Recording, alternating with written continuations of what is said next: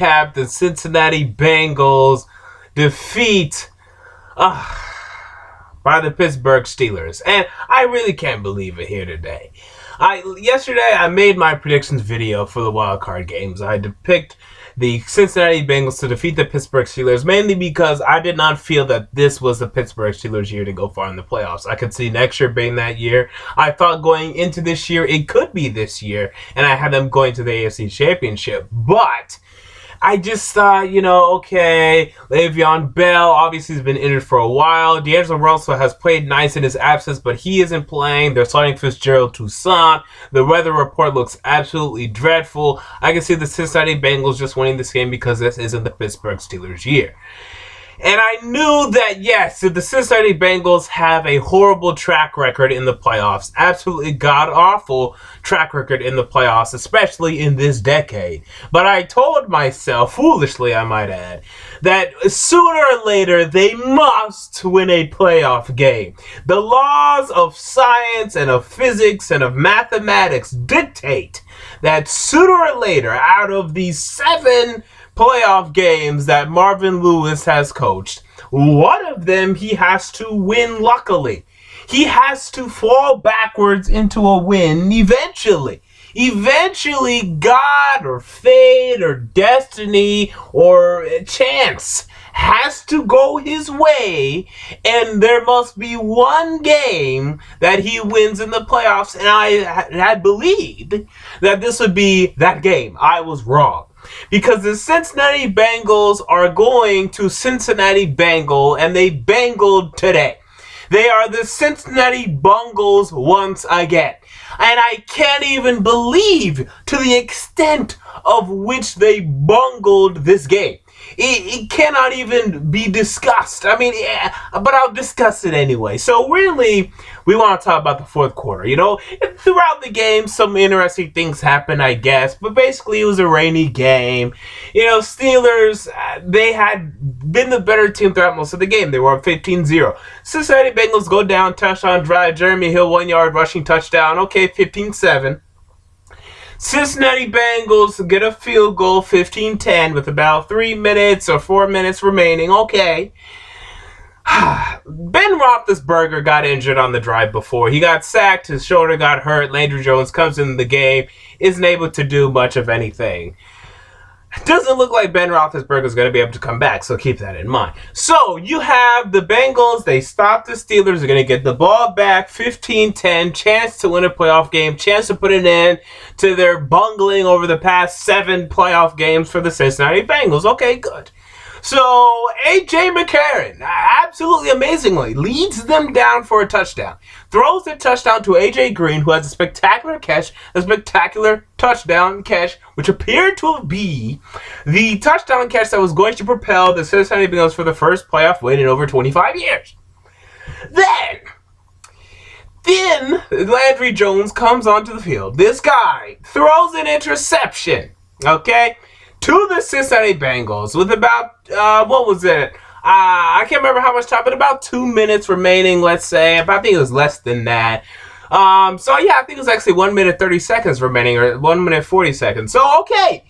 The Bengals have the ball at the Steelers' 30-yard line or 25-yard line. There's 1 minute 36 left. Just run the football. Just run the football. Just run the football. You'll get a first down because this Steelers defense isn't very good.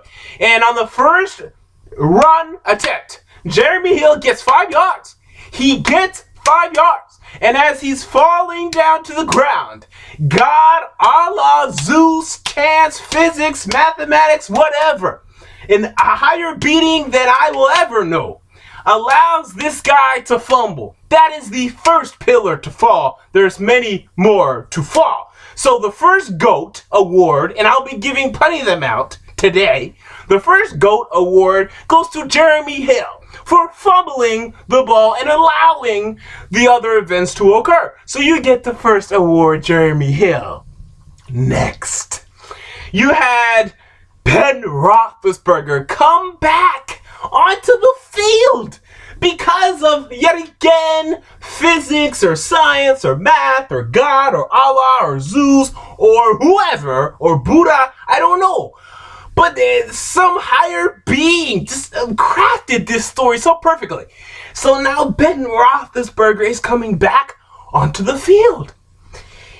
He slowly moves the Bengals, or the Steelers. Oh, they wish the Bengals. He slowly moves the Steelers down the field. First down, first down, first down. Even though he is obviously hurt, despite all odds, like a Rocky movie, he is leading his team down the field, including like a 4th and 3 catch by Antonio Brown. And then we have some more GOAT awards to give out. Because as the Steelers are about midfield, Ben Roethlisberger tries to throw a ball to Antonio Brown. It's high. Antonio Brown leaps forward. And Vontaze Burfict, the linebacker for the Cincinnati Bengals, absolutely disgracefully tries to kill Antonio Brown. And I'm not exaggerating. This guy launched his shoulder into his head.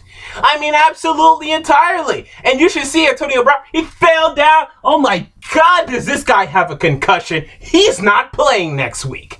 Okay, so Vontaze Burfict tries to kill Antonio Brown. So for that, you get a GOAT award. Oh, and by the way, Vontaze Burfict, who picked off, actually, did he pick off? I'm not sure if he picked off or whatever happened. I'm pretty sure he picked off Landry Jones on a couple previous drives and ran into the locker room to celebrate with 2 minutes left on the clock. So he's already proven to be an idiot, and it continues here. So you get a GOAT award, Mr. Vontaze Burfict. That's a 15-yard penalty. This allows the Steelers to now be able to set up for a 49-yard field goal. But wait, because Adam Jones decides he has a problem, and he comes onto the field like a madman, throwing his hands, being outrageous, pushing referees, and warrants yet another penalty, which moves the Steelers another 15 yards and turns a 50-yard field goal. A very 50-50 chance because of the conditions, and I think maybe below 50-50, honestly. I think maybe 40-60, and 60 he misses.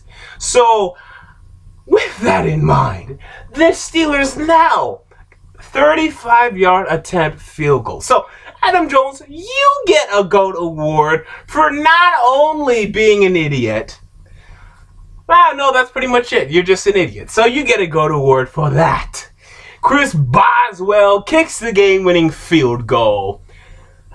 What ends up being the game-winning field goal? The Bengals come back onto the field, but the game is over because there's only 6 seconds left on the clock. And I have one more GOAT award to give out, and that goes to Marvin Lewis, who should be fired tomorrow. It's enough now. You cannot go 5 straight years without winning a playoff game and being in the playoffs. You can't do it. You can't go 5 straight years. You can't do it. I mean, this is absurd. I mean, this is ridiculous. 5 straight wild card exits, that is bad. And that is indefensible. And keeping him, I'm not saying he's a bad coach, but you can do better. I'm telling you, there are coaches that would love to coach you guys. Honestly, John Gruden, I wouldn't be surprised if he wanted to come coach you. Would you? We're talking about a team that everybody can see is a really good team. They went 12-4 this year. They're a young team. If the right coach comes in there, we're talking about a dynasty. I look at the NBA, and I look at the Golden State Warriors. Now, the Golden State Warriors, I actually disagree when they fired Mark Jackson. I said he's a pretty good coach, but you know what? They got Steve Kerr, and then he brought them to the next level. You're at a nice level, but you need to go to the next level. And any coach you want, they'll come. If you want Mike Holmgren, I'm serious, Mike Shanahan, John Gruden, they're willing to come because the Cincinnati Bengals are already a championship level team. They just need to be taught discipline. They just need to be taught game situational football, and this is what happens when you sign these ex-convicts and these clowns and these monsters like Vontae's Perfect, like Adam Pac-Man Jones, because he was Pac-Man today. This was not Adam Jones that we saw. This was Pac-Man Jones that we saw on display today. And because of this, again, fire Marvin Lewis. You have to. Your players cannot be this undisciplined. We're talking about a guy that's over 33 years old in Adam Pac-Man Jones. We're talking about a fourth or fifth year starter in Vontae's Perfect. We're talking about guys that have been in the league for a while. They're not young anymore. They need to grow the hell up. Marvin Lewis can get them to grow the hell up and win a damn playoff game. Go get somebody who can come in here and win a damn playoff game, can take you to that next level. Maybe rent Tom Coughlin for a year.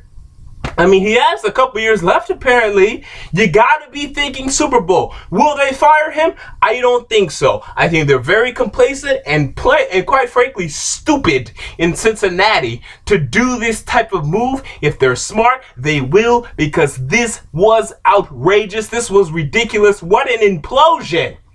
Jeremy Hill, Vontae's Perfect, Adam Jones, Marvin Lewis, any one of those aren't as bad as they were, didn't make the mistakes that they made. Any one of these guys, we're having a different conversation. But 1, 2, 3, 4 pillars fell, the building went down, and thus ends yet another Cincinnati Bengals season in the wild card round.